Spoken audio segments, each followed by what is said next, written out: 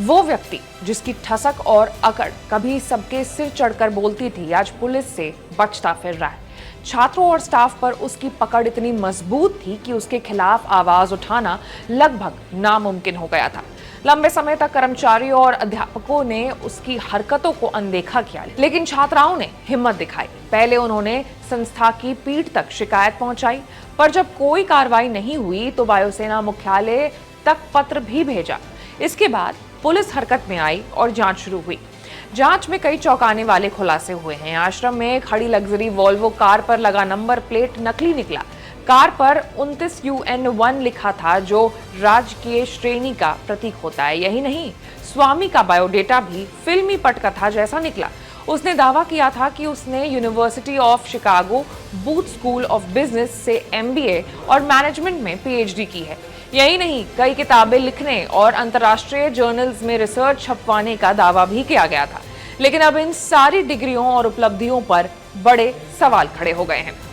असलियत ये थी कि संस्थान पर उसका इतना दबदबा था कि छात्राएं और स्टाफ उसके खिलाफ बोलने से डरते थे। उसका रोज का काम छात्राओं को धमकाना, अश्लील मैसेज भेजना और अनुचित भाषा का इस्तेमाल करना था। देर रात छात्रों को अपने कमरे में बुलाना, मोबाइल पर baby I love you, I adore you जैसे मैसेज भेजना उसकी आदत बन चुकी थी।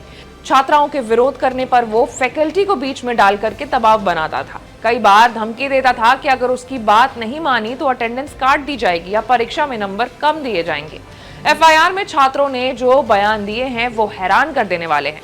एक छात्र ने कहा है कि जब उसके पैर की उंगली में फ्रैक्चर हुआ तो उसने एक्सरे रिपोर्ट WhatsApp पर भेजी। तभी से स्वामी ने उसे मैसेज भेजना शुरू कर दिया। आज तुम बहुत सुंदर लग रही हो, ऐसे तमाम तरीके के जो मैसेज हैं वो बार बार भेजता था। एक और घटना होली के मौके की बताई जा रही है, जहां स्वामी ने छात्राओं को लाइन में खड़े किया और उनसे हरिओम बुलवा करके झुकने को कहा। इसके बाद वो खुद उनके माथे और गले पर रंग लगाता था और इस दौरान जबरन छूने की कोशिश भी करता था। आरोप है कि उसने एक छात्र को पकड़ करके बार बार बेबी कहकर पुकारता था। जांच में ये भी सामने आया है कि हॉस्टल और संस्थान पर उसकी पकड़ इतनी गहरी थी, छात्राओं की हर हरकत पर उसकी नजर रहती थी।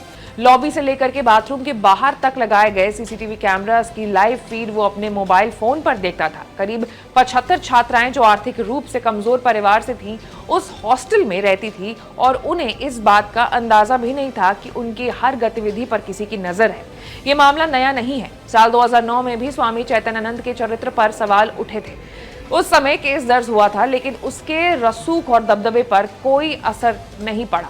संस्थान में उसका साम्राज्य कायम रहा और लोग खौफ में जीते रहे। लेकिन इस बार छात्राओं की हिम्मत ने उसकी असलियत को उजागर कर दिया है। आज वही तथाकथित गुरु जो कभी ठसक और रौब में डूबा रहता था, पुलिस से बचता शहर शहर छिप रहा है। उसकी डिग्रियों पर सवाल है, उसका अतीत संदिग्ध है और उसकी पहचान अपराधी की तरह बदलती जा रही है।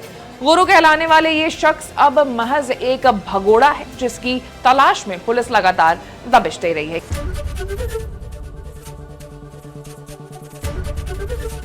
ABP गंगा, खबर आपकी, जुबान आपकी।